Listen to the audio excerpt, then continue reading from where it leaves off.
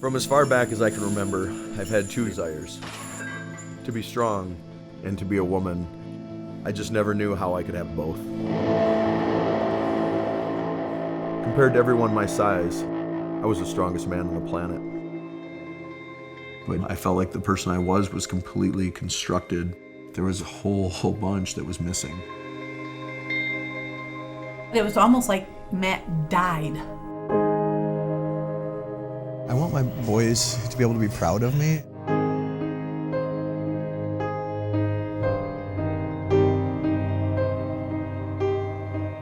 I don't think I'm comfortable as an extremely muscular woman, but as a guy, that's the only way I'm comfortable. How am I ever gonna find peace being comfortable in my own skin? Yo, Janae, welcome. Thank you. So what are you up to in Toronto today? I'm going to go over and train at Fortis West and just hanging out with my girlfriend Olivia. Oh, nice. Well, I've heard so much about you through our mutual friend, my baby bro, Michael Del Monte, and so grateful that he set this up for us. So, yeah, let's just get started. What are you guys up to in the gym today? What are you guys lifting? We got back today, so some deadlifts, croc rows, of course, and some other back assistance exercises, but should be a good workout. Have you trained at Fortis before? I have not. Okay, so I've been here for a year and a half, and we just discovered Fortis recently. It's awesome. Yeah. I've heard really good things, and I know a number of powerlifters that train there, as well as the owner. Really good guys. Oh, you know Jeremy? Yeah. We've met cool. before. He's a strong dude. Yeah. I think he was telling us he pulls over 2,000, or his numbers over 2,000. Yeah. What were your bests? Let's kick off there. So Set the standard here. Yeah. So my best was 1,014 in the squat, 738 in the bench, and 810 in the deadlift, and I had my all-time world record was a 25:51 total at 220. 25:51 at 220 pounds. Yeah. When was that? 2009. 2009. Yeah. Did you feel you did everything you could in powerlifting, or do you feel you left any? Like Rocky says, I think I got a little more in the basement. Yeah, I think a really competitive athlete always feels like you could have did more. And to be honest, the day I set the world record, I didn't have a good day. It was like a 5 for 9. I took a token squat, one good squat, passed my third, because I knew at that point my focus was just getting the world record, and I knew all I needed to do was squat over 1,000, and then I knew I could bench and deadlift enough to break the world record. So that was just my focus, and I didn't want to tax my back too much in squats or take chances with injuries and stuff like that at that point. And so I just wanted to get that 1,003 on the board, and then I knew I could bench and deadlift enough, and that's exactly what happened. But it wasn't a good day. I only got my opener bench. I had cut. So I was known for doing these huge, crazy weight cuts, and I would cut all the weight in 24 hours, and I had dropped 35 pounds in a little over 24 hours to make weight. I would walk around at 255 and compete at 220. How do you drop 30 pounds, 255 to 220, and how the heck does that happen? Miserable process. Give me a couple details, though. I would basically just sweat it all out. So in that, it's not a healthy process, and it's not even a safe process, but as a competitive athlete trying to break world records, it's what you do, And But I would basically just sweat it all out. Usually, depending on where I was, if I had access to a steam room, that was always the best way because you could sweat the fat at fastest. But a lot of times, I'd be staying in a hotel. I was always out of town on the road. I would turn my hotel bathroom into a steam room. I would plug up all the vents and stuff with towels, turn the shower on full hot, and I would get it up to 150 degrees or something in there. And it was just a miserable process. So what I would do is 30-minute rotations. I would go in there for 25 minutes, out for 5, and I would do that all night long. And I would time it so that if weigh-ins were 8 in the morning, I would try to time it so I would just make it down to my weight at 7:30 right before weigh-ins, because health-wise and performance-wise, I wanted my weight to be down there for short a time as possible before I came back up. And then so I would try to time it just to make weight when weigh-ins were, and then immediately replenish. Because if I dropped 30 or 35 pounds, I had to put 30 or 35 pounds back on in the next 24 hours before I competed the next day. Did you do that? Yeah, and that was one of the things I was fortunate with. I had kind of an iron stomach, and I had a big appetite, and I could eat and drink that much. But it was work. It was a ton of work. The process cutting down was just absolutely miserable. After heat, if anybody who sat in a steam room or a sauna for 20 minutes, you know how hot you get after that. I can picture do for 5 doing minutes. that 24 hours straight. Wow. It's just, and after and for me, This was a process of, like, initially when I was competing at the national and world level, I was cutting like 10 pounds to make weight. Well, then I kept getting stronger and bigger and adding more muscle, and so my cuts became bigger and bigger and bigger, and I was still able to make the 220 class. So like by the end, I was cutting 30, 32 pounds, 35 pounds, and that was about the limit. It was to the point where there were times I had to have my friends carry my gym bag to weigh-ins because I could barely walk. Like, I was so depleted. And like I said, I don't recommend this for anyone else. It was not a healthy thing, and I wasn't doing this for health. I was doing this to win. Of course. And so it was like, whatever it took. And but I mean, there were, it's funny because it was such a miserable process.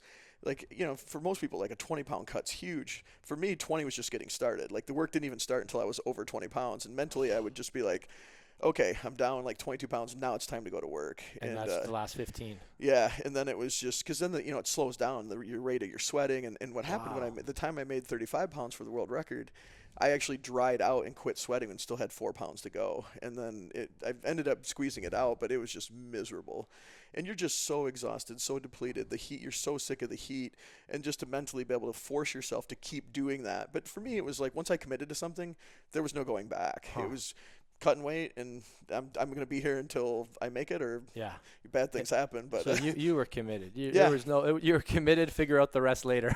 Exactly. It was just I'll be here until I'm done. Tell me one more crazy thing you did to get ready for the level you competed at. I did all kinds of crazy things. Give me a couple. Some of the cool things people would probably find inspiring is I used to break into gyms in the middle of the night to train. Like when I was in college, I was the president. We had a private weightlifting club.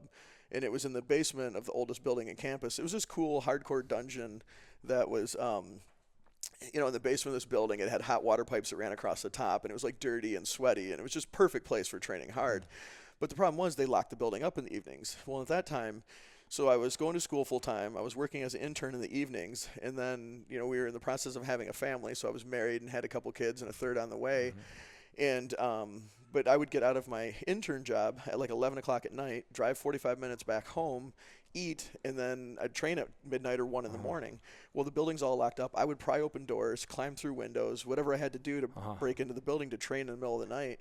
And it was funny because the janitors and stuff, I think, caught on to the fact I was breaking in there. But I think it confused them because nothing was ever stolen or missing or anything. But they put new locks on the doors. They would go around and check all the windows. But I always found a way. And so, I would be there at 1 o'clock in the morning training this empty building that I just broke into, and all by myself. And but it was just one of those things. It was like, I was hungry and competitive, but I would be exhausted. I'd get down there at 1 in the morning. The last thing I felt like doing was training, but I would like have these conversations with myself in the mirror, and I would be like, look, you talk all this crap and say you want to do all these things, and now's the time to prove it. And Janae, you're one of the most successful people in the powerlifting, bodybuilding world. Take me back to your teens. Where did this come from, this drive? It was honestly always there. Like, I remember being like really little, like 3, 4, 5 years old, and seeing somebody big and strong and being like, wow, that's how I want to be. And who? There was no, I never had the magazines or like Arnold, like everybody else. I saw Pumping Iron and the action movies back in the 80s, Commando and Rambo and all that kind of stuff, and I was just obsessed with it, and I just it was just something. By the time I was 6 years old, I was my dad had a little bit of weights on this one-room addition we had on the back of the trailer. We called the back porch, and I would sneak back there, and I would do curls and whatever I could. And I made my first weight set out of a bent bar I found in the woods, and I filled milk jugs up with sand, and I took a 2x12 board and laid it across a couple cinder blocks to make a bench. And it was just something. By the time I was in third grade, we had track and field day at the end of the year. It was like like our own little mini Olympics. And to me, that was like the biggest day of the year, the most important day. By the time I was in third grade, which I was like 8 years old, I was training for that. Like I would spend months getting ready for this. And, 8-year-olds don't normally do that stuff. Sure. It was just, but to me, it was like, I want to be the best and I wanted to win. And hard work was how I knew how to do it. So I would like do sprints up sand hills and carry logs and do all kinds of crazy stuff. Sounds like you were primarily driven by performance. Was there any vanity piece in their early days, or was it more just what I was always more the aspiration? I was more concerned with performance versus aesthetics, but at the same time I wanted to look good too. And that was one of the things in powerlifting I think that probably made me one of the more popular athletes, and definitely led to some of my sponsorships because I was one of the few powerlifters that also had a bodybuilder type physique. but so I mean, I wanted to look good, but performance was number one, aesthetics was number two. But I wanted both. You know, I wanted it all, right? You know, doesn't everybody? Absolutely. What happened when you started transforming? Your body started changing. What were like? Did you start, what was the big aha moment? Did you start noticing all of a sudden people are treating you different? Were you picked on in high school or anything like that? I was a naturally, the funny thing is people sometimes don't believe this, but I was a very small, skinny kid. I was always a natural athlete. Like I was fast, I could throw well, I was a good baseball player, played football and wrestled. But I wasn't naturally strong and muscular. Like I had to work really, really hard. My freshman year in high school, I played freshman football at 118 pounds. Holy cow. Yeah, and so I was strong for my size because I'd been lifting for a number of years already. Like I was seriously consistently lifting by the time I was 9 years old. Wow. And but it was a slow process. It wasn't until like my senior year of high school, like grade 11, 12, that I was getting muscular enough where people took notice, and I got the reputation as being one of the lifter guys. And but then just every year I got a little bit bigger, a little stronger. By the time I went in the Marine Corps after high school, and I was in the Marines for 4 years, I gained 10 pounds a year. I went in weighing around 185, got out weighing 225, and then 185 going in, coming out 225. Yep. That was a 4-year span. Yep. And when did you go into the Marine Corps? I got to slow you down. You talk sure. fast. So. No problem. 1991, right after high school. So December 91, and then I got out in December 95. So did you go to college, university, or anything? After the Marines. Marine Corps. So then 4 years. 6 years in college. After that, pharmacy school, and then 6 years pharmacy school. Mm-hmm. Yeah. All the easy stuff. Yeah. Holy mackerel. So you got like a whole full-blown degree in all the chemistry, the biology, all the sciences as well. Yep. And what happened when you were in Marine Corps? Were you did you do anything with that afterwards? Not afterwards, really. Like, I mean, the Marines was a unique experience too. Tell me about that. Yeah. So, I mean, the Marine Corps is an entirely different world, right? It's, Marine Corps is all about combat, and they only exist for the infantry. I mean, that's all the Marine Corps exists for, and it's a very focused and very elite group, and that's why I joined it. I wanted to challenge myself, and I just felt like they were the best, and if I'm going to do something like this, I want to be part of the best. And I was lucky I got recruited into their presidential security program, actually. And so I spent 4 years working in presidential security under President Clinton. Wow. What was that like? It was a unique experience. It was a lot of fun, and it was really cool. It was kind of surreal at first, like it's the recruitment process was a really long thing. I mean, they put us through tons of testing and interviews and all kinds of psychological testing, and had a lot to do with your, recommendations from people and stuff like that. And then you have all these top secret clearances and stuff you have to have, and that takes a long time to come through. And so I spent like a year and a half, almost 2 years in Washington, D.C., and then I spent another 2 years up at Camp David, the presidential retreat, which is in northern Maryland. And it was after a while, it's like any other, it's your job, right? So it's just like that's what you do, and it became a very normal thing. When you first get up there, you're like, "Holy cow, this is crazy!" No kidding. Guarding the president, but it was a great experience, and I'm fortunate that I was able to get selected and make it through everything, but yeah, it's a totally different world than like coming back to the civilian world was definitely an adjustment for sure. How come you came back to civilian world? Well, I knew I wanted to have a family. That was very important to me. And I also knew the Marine Corps was no place to do that. I mean, if you want to be a really involved parent, and I did, that was very important to me. And I knew, in the Marine Corps comes first. They don't care if your child's being born. They don't care if it's, your kid's football game, baseball game, Marine Corps first. And so I didn't, for me, and, a family being important and wanting to be very involved in that, I knew I wouldn't be able to do that and be a Marine at the same time.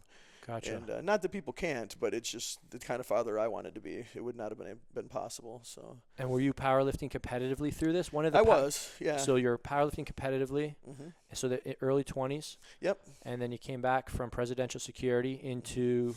Then going to college, and that's when I got serious about competing. I mean, I was doing competitions in the Marines, and I did a couple in high school, but the high school ones were just like high school meets. The ones in the Marines were like base meets and stuff like that. And then, but then I started doing sanctioned, really competitive meets when I first got out, and that was an eye opener because like in the meets in the Marines and stuff, these were guys that lifted, but not competitive powerlifters. So like.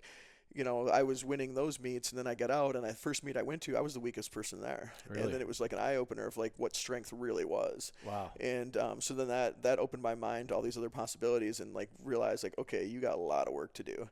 And then so I slowly, over the next 15 years, I slowly worked my way from the bottom all the way to the top, and little by little. That's incredible. So when did you start your family? That would have been right not long after I got out of the Marines. So Logan, my oldest, was born in '98. So 3 years after I got out of the Marines, when I was in like my second, third year of college, and then now second year, and then so I started college single, got married my first year of college. Logan was born the next year, and then by the time I graduated, our third was born in my last semester of college during my clinical rotations. So you're becoming a world champion powerlifter, starting a family, in college, all at the same time. Yep. And then what happened after college? Is that when you went to pharmacy school? Well, I started working as a pharmacist right after I graduated. Yeah. So moved, bought my first home. Started my first pharmacy job. Took my national boards, law exams, and that's really when I was transitioning to competing to the national level too. Like I had a big national championships like 6 weeks after college graduation actually. But that's when I was just getting to that kind of the elite level at that point in my life, and it took me.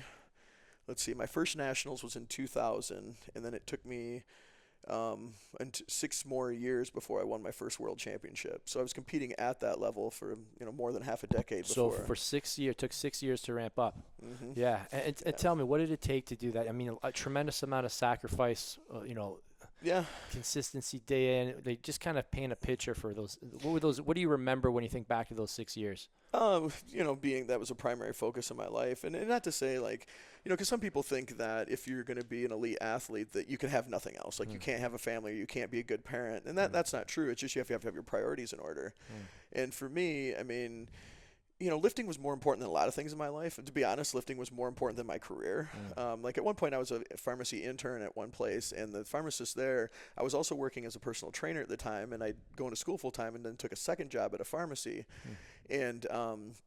And then like, it was just I don't know, she was a tough person to work for, and it was a demanding job, and it was making it difficult to study and everything. And I wasn't getting paid that much, and I was making more money as a personal trainer. So then, and I just told her, I said, hey, I'm going to stick with the personal training thing for now. And thanks for the job opportunity, but I don't have enough time in my schedule to continue to do this. And she got really angry at me, and she's like, someday you're going to have to make a choice between lifting and pharmacy. And which is not true. Obviously I never did. I was able to do both, but I remember in my mind immediately thinking, well, if I do have to, it'll definitely be lifting. Because as much as important as my career was, my commitment to lifting was more important. It wasn't a hobby. It was a passion. It was a big part of who I am. Still is, always will be. Yeah. But yeah, it was the only thing that came before lifting was my family. Everything else was secondary. And when did you get picked up by Muscle Tech? It was 2008. It was after I'd won the world championship, and I was one of the more popular lifters in the sport, and towards the peak of my career. And Muscle Tech was looking to bring on a powerlifter. They had tons of bodybuilders, but didn't have any powerlifters on their roster.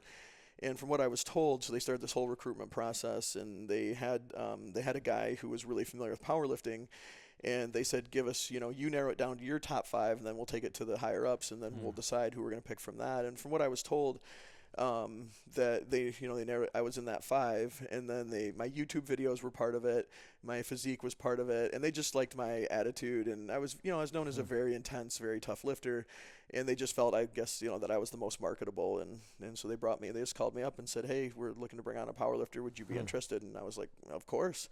And so then I was with them for like 8.5 years, but yeah, I was the first powerlifter picked up by a major, supplement company, and that was a great experience. I mean, got to do a lot of traveling, meet tons of fans all over the world, and did a lot of really cool stuff. What would you say your biggest highlight was from the chapter in powerlifting? I would say probably winning the Arnold Classic and the world record. They're both, they're both pretty even. But winning my first Arnold, which was the World Championships at the time, was a WPO Worlds. I mean, that was a legit World Championships. Because if people that are familiar with powerlifting's become a very fragmented sport. There's tons of federations. So you've got a million people running around saying, I'm a world champion. But there's really only a few places where you're legit beating the best athletes in the world. And at that time, the WPO was that. Right. We had, athletes from Russia, Germany, all the top U.S. athletes. And it was the best of the best. They were paying out, thousands of dollars, and we were lifting in front of huge crowds, thousands of people, and it was the premier place for powerlifting at the time. And So going there and winning, meant you were the man. And but it was that was a surreal experience because the year I won in 2006, I wasn't expecting to win that year. My goal was to place top 3, and the guy that was number 1 at the time was kind of had a good amount on the rest of us. His total was like 100 or 200 pounds more than the next closest person, but he ended up bombing out in the squats and didn't get any of his squats passing. He was out of the competition, and at that point I knew it was wide open, and I also knew I had the biggest deadlift, so I just had to stay close. And squats are first, then bench, then deadlifts, and I knew I had the biggest deadlift in the class. And so I just had to lift smart and get my lifts in. I knew I'd have a shot, but mentally, I was prepared to be competing among the very best guys, but I really wasn't like prepared to win that year. I hadn't thought that ahead of time. So, but then after bench, and then the funny thing was after bench, and it was real tight between like the top 3 guys, and everybody's walking up to me, and they knew I was I had a bigger deadlift. Everybody's like, "Oh, you got this, you got this." I was like, "Look, I don't have anything. Nothing is done until that last deadlift hits the floor. The second you start thinking things are over before they are, that's when you screw up." Yeah. And so I was like, "No, nothing's done. I still got to go out there and do it." And I stayed focused, and it worked out. I did have the biggest deadlift and ended up winning. But then they come out, and it was like a big production, right? You're up on a huge stage. Like I said, there's thousands of fans. I had this big cardboard check they bring me. There's cameras everywhere. Everything's going off. And I remember just like totally zoning out. Like my brain went on autopilot, and it was like sensory overload. And I'm out there and I'm getting this check, and people are taking pictures. And it was like I was like almost like outside my body type experience, like watching all this thing from like a third person perspective. And it was just like, whoa. But it was just a really cool, really surreal experience. And then it just did tons, for my confidence and my ability to compete. And it's like one of those things, success breeds success, right? So the more success I had, the more I believed in myself to be able to achieve more in the future. And that was definitely one of the big moments. And the other thing was the world record. I mean, I had focused on that for over a decade. And it was one of those things I didn't talk about a lot. I didn't say a lot about it until I was getting close. But it was a goal of mine for even as a small kid, even as a young child. I knew I wanted to be the best in the world at something, but I didn't know what that was initially. Like at first I thought it was baseball. I was really passionate about baseball when I was a kid. And then in high school, maybe it was like football or wrestling or something. But then I realized that lifting's my passion. That's what no matter what I was doing, I was always in the gym. And but yeah, I remember the funny thing was I wrote an article for Powerlifting USA magazine, which doesn't exist anymore. But and it was called "What It Takes to Be a Champion," and I wrote this before I was really anybody. And the magazine actually rejected the article, and probably because they were like, "Who's this guy? He's a nobody. Like, what does he know about being a champion?"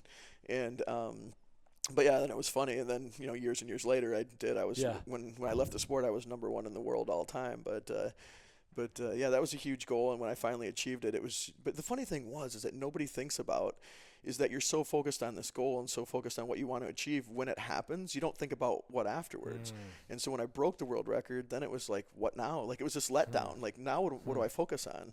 And then so I was like, well, I could go up to the next weight class and get the next world record, but it just didn't feel like that big of a challenge. And that's when I made the transition to bodybuilding because of the build I had for powerlifting. A lot of people were like, oh, you need to try bodybuilding. You need to try bodybuilding. And I didn't know you did bodybuilding too. Yeah. So then, I don't think that's in the film, eh? Was it that? A little bit. A little bit? Okay. Yeah. We talked about it a little bit, but what's that? Yeah, I actually did a bodybuilding show. I know you started in building. Yeah, you look insane. I did a show. Yeah, that's when I was a 23-year-old kid, 181 pounds on stage. Still looked amazing. No, thank you. But yeah, I did one bodybuilding show right after the Marines, and then I did my next powerlifting meet was like literally a month after the bodybuilding show, and then I focused on powerlifting for like the next 15 years.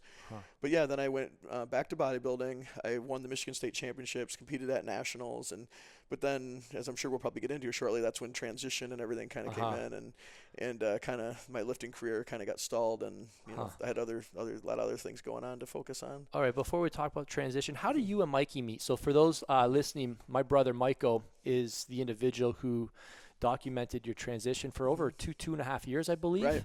And I still remember him telling me about the trips up to Michigan and the late nights and, telling us this fascinating story. And we were all obviously confused, not too sure what to make of everything. And, the Del Montes were really understanding people, very curious people. And the film for me was absolutely fascinating. I'll share my takeaway maybe near the end of the call, but or the podcast. But yeah, how did you guys meet? How did that all come to be?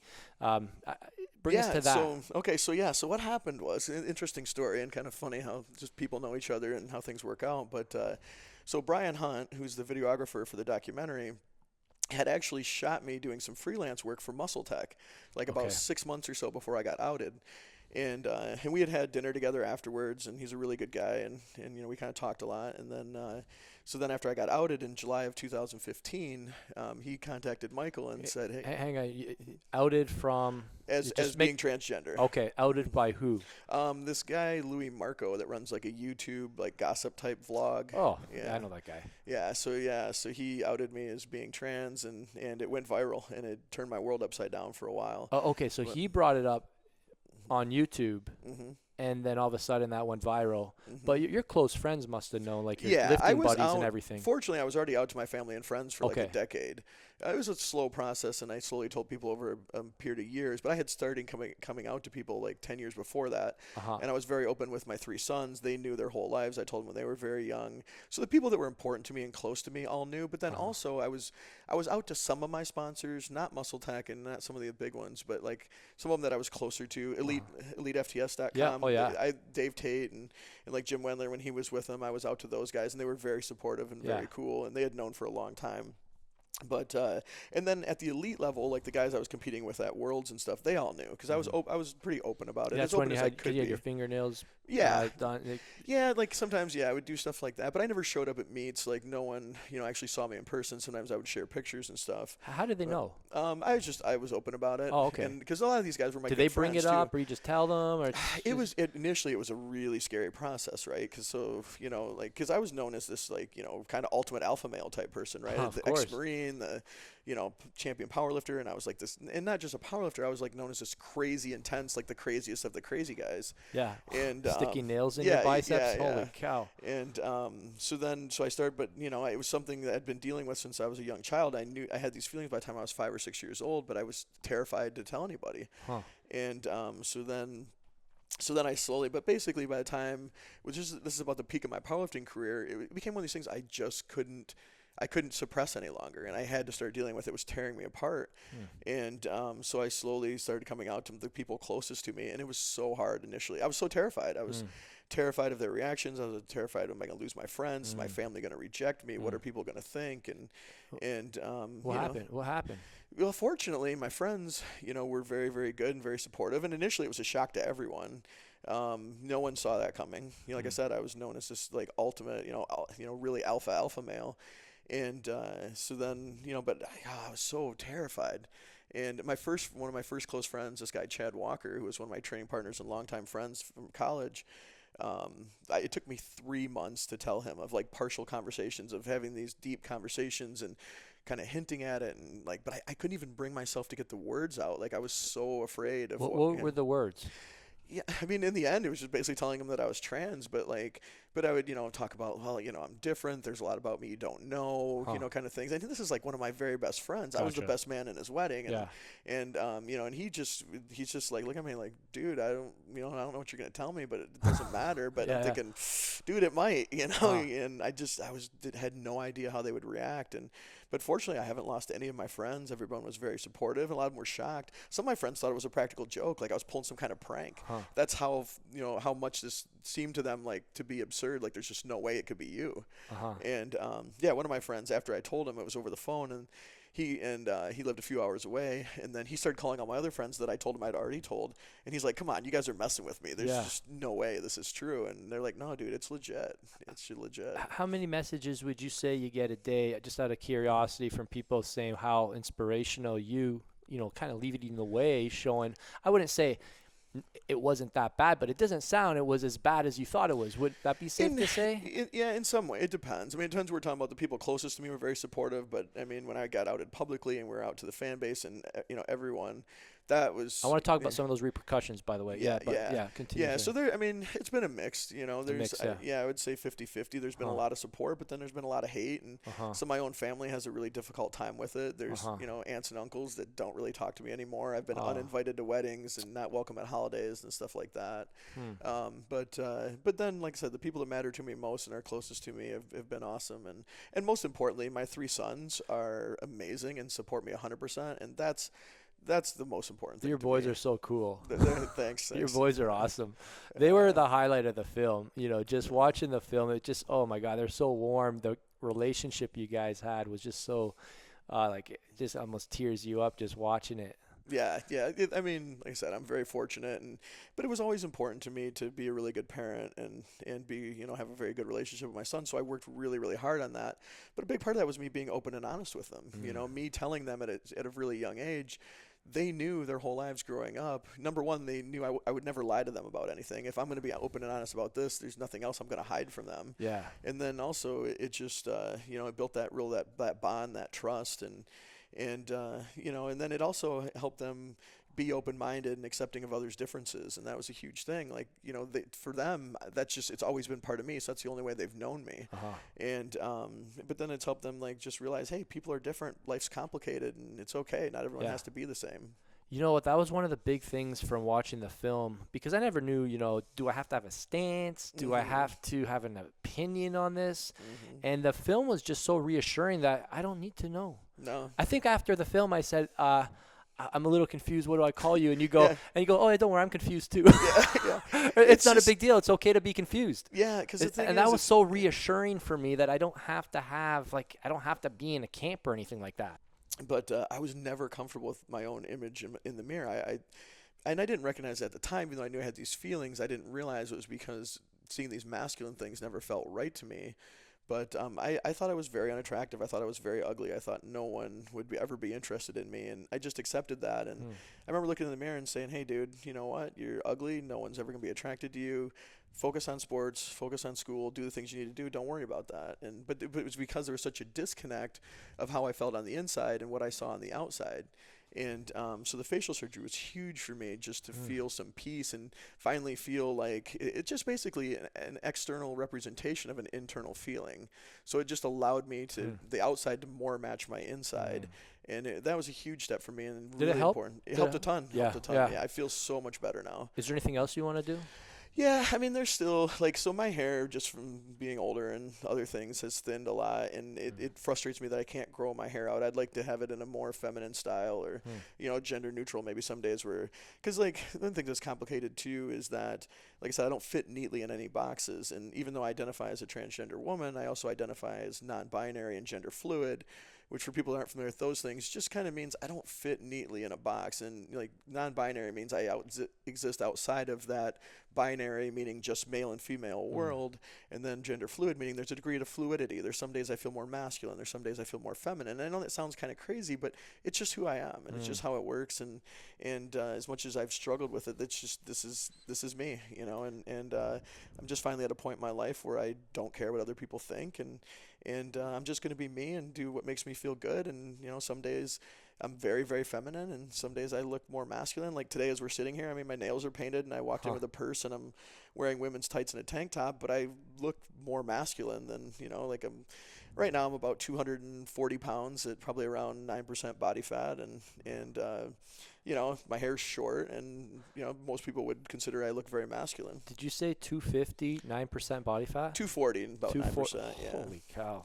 Yeah, I'm kind of right now. I'm actually kind of refocus my training. I'm actually working on putting some more muscle back on and getting my strength back up. Because I'm, most local gyms I walk into, I'm still probably going to be the strongest person there. But I'm a far cry from where I was at the peak of my career. My lifts are hundreds of pounds less than they used to be, and that's frustrating. As an athlete, no one wants to be less than their best, so it's very frustrating for me. So after I went on estrogen for a while, and my lifts decreased a lot, and I've lost. And my biggest, I was like 280 pounds, the pictures are on Google, the videos are on YouTube. Yeah. Check them out, guys. After the interview here. Yeah. So I mean, people look at me and be like, "Oh man, you're still so jacked," and but I'm a lot.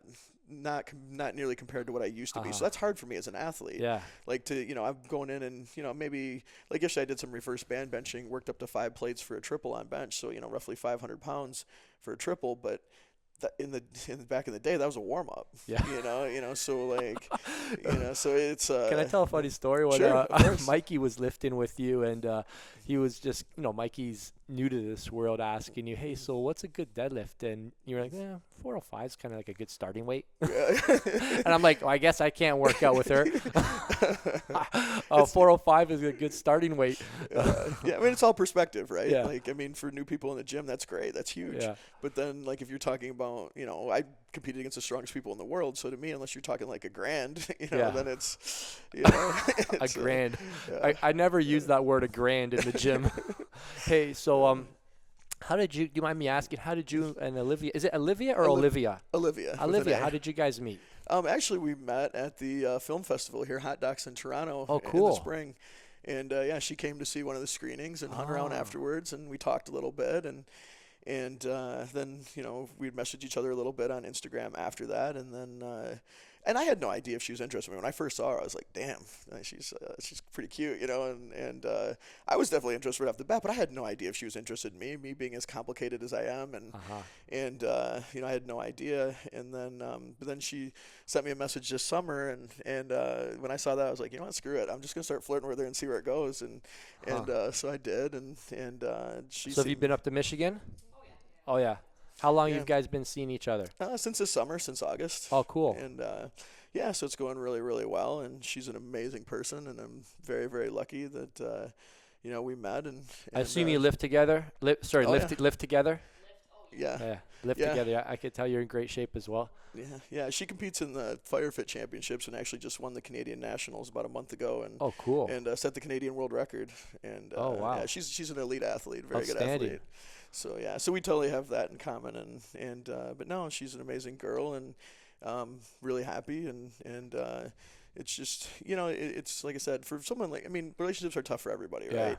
Meeting the right person, and so many things involved, and then for somebody like me that's so complicated, I think that even reduces the number of possible people in the world for me, and to meet someone like Olivia that you got to look at it as a good thing, though. Oh, for sure. You almost have to look at I always was raised to look at everything from a positive, not as a negative, right? And it just is helps you make your decisions quicker. Yeah. I mean, it's one perspective. Yeah, for sure. But yeah, it's just like, I don't know. I mean, I feel like like I said, it's still early and don't want to get too far ahead of ourselves, but kind of feel like I hit the jackpot. She's an amazing person, and we seem to mesh really well, and she has all the qualities I'm looking for in someone, and gotcha. And so far so good. Well, I wish you both all the best. Thank you. I would love to hear, what are you up to now with, this is for a lot of entrepreneurs listen to this show. All right. This is the Vince Del Monte 5M podcast. We teach individuals how to maximize their muscle, their mindset, their money, their mission, and their marriage. So let's talk about money a little bit, because I'd love to just hear what your business, what you do right now for work, and what you're working on. What are you looking forward to, projects, etc.? Yeah, a lot of stuff for me. It seems like I always have a lot of irons in the fire, but so I'm working full time as a pharmacist at a hospital and in an inpatient setting, and so that's like my primary source of income. But then I also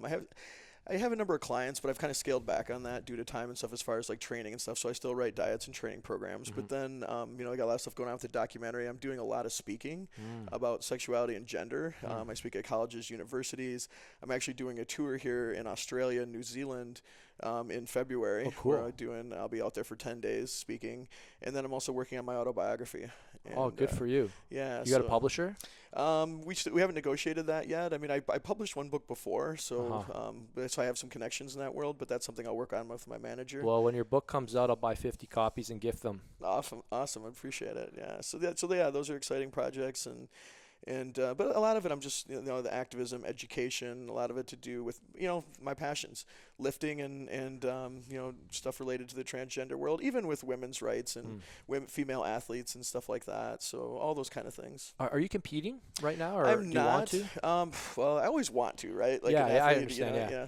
But it's it's a complicated thing, right? And for me, what would you compete in? Yeah, I guess how does that work? Yeah, so it's complicated. So in the powerlifting world, not a lot of the federations have really adopted official rules regarding transgender athletes, and then the Olympics obviously have, the NCAA in the U.S. has, and but for me, like, the thing is, even though like I said, I'm blurry, I don't fit neatly in any of these categories, and for me, I don't feel it's fair for me to compete in the women's division, and I don't want anybody to misinterpret this and think that it's not fair for transgender athletes to compete.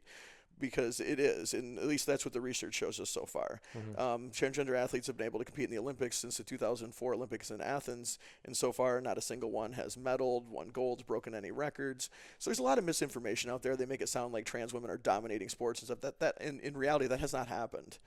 And but for me, it's totally different because for one thing, I'm taking a mixture of female and male hormones. Right. So and you're doing testosterone and estrogen at the same time? It's complicated.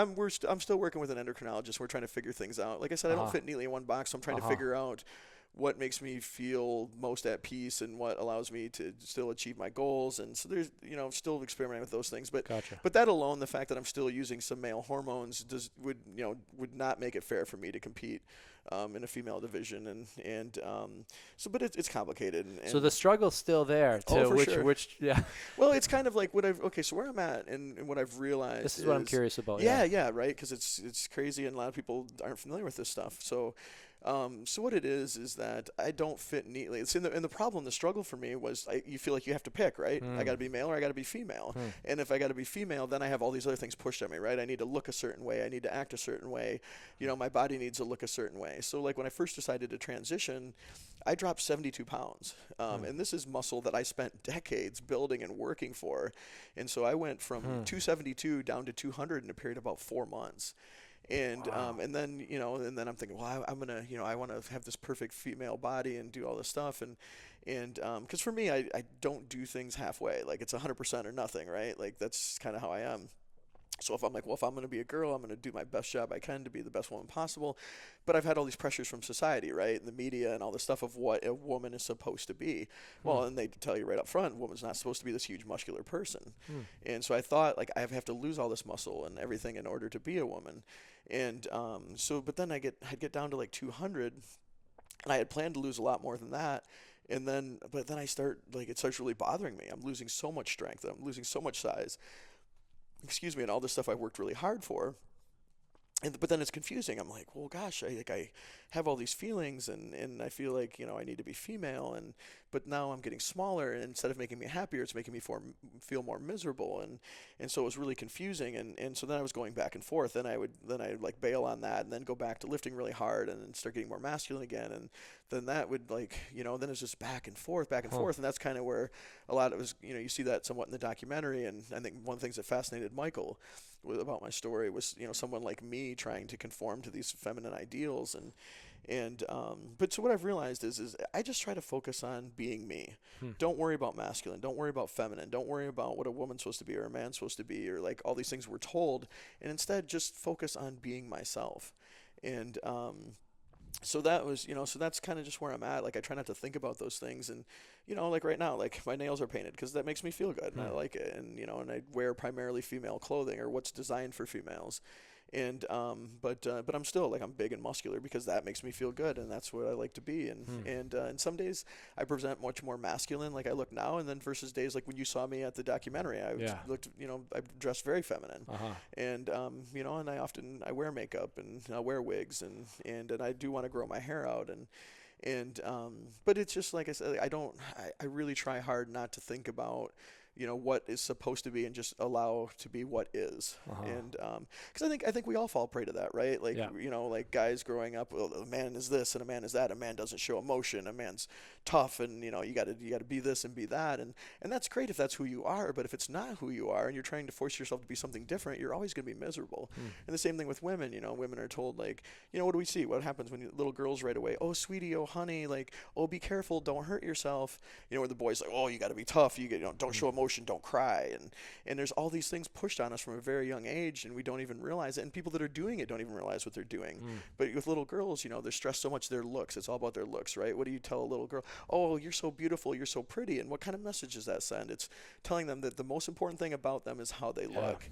So there's all these outside influences, and it makes it really, really hard for anyone to be themselves. That's fine. I read a great book by Meg Meeker, and it's all on parenting, and one of the things that she advises as a pediatrician or psychiatrist, she's a doctor anyways, and she says not to continually tell your daughter she's beautiful, but compliment what she can control, her character. Exactly. Yeah. And that was a big idea for me. Hey, I got 2 questions. I don't want to forget them. Sure. Well, what do you think of what Trump's up to with redefining? I'm just curious. I don't watch the news much, but I do know this is going on right now while we're talking. Yeah, oh gosh. I mean, really, it's. I'm just curious. No, it's there's really no reason for it other than it's a blatant attack on the transgender community. They're basically trying to legislate like with the law. So what they're trying to do is basically make it to where gender is defined as male or female and there's nothing else. And what that effectively does is eliminate transgender people from a legal representation. So it would take away all of our rights because you would have to either, and not only is there only male or female, but it's whatever you're assigned at birth. So once you're born and, decided that you're male or female, which for most people that's very easy, but there's a lot of people that are intersex and it's not as clear cut and they typically do surgeries right away to make a person fit more into one gender. But what it does is effectively eliminate those communities. It eliminates the transgender community, eliminates the non-binary community or gender fluid people, intersex people, and so it basically defines everyone in one of 2 boxes, and that's assigned at birth, and that's all there is. So legally, that has huge repercussions for anyone who doesn't fit neatly in those boxes. And so it's basically there's no other reason to even be undertaking this other than to basically eliminate the transgender community in our presence, and to appease the extreme right-wing people that have a big issue with us. And so I mean it's a horrible thing. Why do you want to attack any community? What do you get out of it? Yeah, exactly. And I mean, more than anything, I think it's like a lot of political motivations as a pander for votes and to, but for us, it's devastating and it's scary and hopefully none of this stuff, works. In the end, everything works out. But yeah, very scary times. I know you're outspoken, but you do it in a nice way. Like you're not like obnoxious. No, I mean, I really try hard to be an objective person and see things from all angles and like. I realize the thing is with me growing up the way I have and living the experience I've had, I know what it's like to be part of these very alpha communities and be like in, be in the Marine Corps and places like that and be in the powerlifting communities. And then I also, as a transgender person, I know what it's like to be in these, very different circles with, trans people. And I've also, become part of the intersectional feminist community and stuff like that. And they get a very bad rap a lot of times, but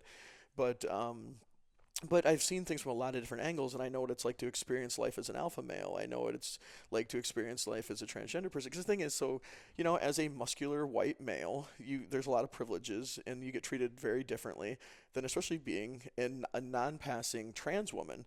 So, like, at the peak of my career, and, like, when I was first coming out and venturing out into public as Janae, my life was crazy. So I might be one weekend, I might be at an expo, like at the Arnold Classic, at the Olympia in Vegas, be signing autographs and having fans waiting an hour in line to take a picture with me. So I'm being treated like this, famous superstar. Then I go back home and I still have a 9-to-5 regular job where I'm, just kind of living an average middle class life. But then maybe on the weekend I'm going out as Janae and I'm not passing and I'm being treated as less than human, and like I'm running into people who, see me as just like this weirdo pervert, scum. And so it was like these really crazy conflicting experiences. But I think what it helped me do was really give me a great perspective and help to realize like people are treated so many different ways and to see things from different angles. So I truly try really hard even now, even people like the hardcore Trump supporters, I try to understand, well, where are they coming from? Why do they feel this way? What are the things they see, and it's just like, what are their fears? Like why, what drives them, what motivates them? And a lot of times you find out people are so much more alike than we're different, but we allow those few small differences. And a lot of it's fear driven, right? Yeah. Like it's the fear of the unknown. And I can understand why people, like if you have no experience with trans people and your only exposure to it is like, the stuff that's been portrayed in movies or like a Jerry Springer talk show, I can understand why you're like, well, what's going on with these weirdos? What are they doing to our society? But the reality of it is it's so different than everybody thinks. But there's just, so education's huge, and it's just being able to communicate and have a conversation and not, you'll never see me arguing or attacking people because that's counterproductive.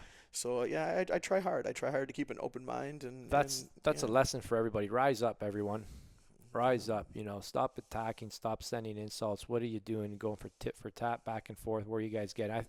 That's why I wanted to have you on, Janae. The education component, because I think for many people, it's just the fear of the unknown. You nailed it on the head. Hey, I want to ask you maybe 1 or 2 more questions. How do you handle? I've had a YouTube channel for 10 years, so I've got my fair share of haters. I got people that do full-blown 23-minute videos about me, and they're mischaracterizing and manipulating info. And how do you deal with daily hate? You know, honestly, at this point, it's a lot easier than it was initially. But the funny thing is, I joke that, I'm being serious as well. But my success in powerlifting prepared me very well for coming out as transgender, because once it was crazy. You know, it's like, and I'm sure you've experienced this. You know exactly what I'm talking about. But when I won my first world championship, I went from someone no one really knew to all of a sudden I was the subject of all these discussions on forums, all this stuff, and there were all these people saying terrible things about me that had never met me, didn't know me, and they're totally, everything's untrue. And at first, you know, you find it upsetting. You're like, how can they say this? This is a total lie. And then you realize pretty soon, like, no matter what, you can be the best person in the world. You can be the kindest, the most nice, the most giving. Someone's still going to hate you. Yeah. And so once you realize that, then you just accept it. And the other thing I really try to remember, and this helped me a lot, was to remember when people say terrible things about you, it's more of a reflection of who they are than who you are. So as long as you keep that in mind, it really helps to deal with it. So by the time, you know, I got outed as trans, and of course, you can only imagine the things people say now, and just horrible. But sometimes I'm able to laugh at it. Sometimes I find it humorous, but sometimes it's frustrating. And sometimes people say things that really hit home, and especially when they talk about my children or my relationship, stupid. That's really tough. But people are idiots. Like I said, you just realize it doesn't matter. Like, no matter who you are and how good you are, someone's still going to hate you. So just, you know, be true to yourself, do your thing, and don't worry about what people say. That's great. So we always finish the show with 3 rapid fire questions. Okay. All right. And I'm not going to warn you. They're like bullets. Okay, all right? here we go. So what are you looking forward to most these days? Just living a happy, authentic life, you know, and, you know, success like everybody else, and to be loved and watch my children grow up and have their own families. It's amazing. What's not going so well these days? I don't know. Life's pretty good. I mean, really, it's, you know, it's still, to be honest, it's still like I still am doing a lot of personal development and still growing and evolving as a person. I'd say that's my biggest challenge. But I can't say there's anything bad. Life is good.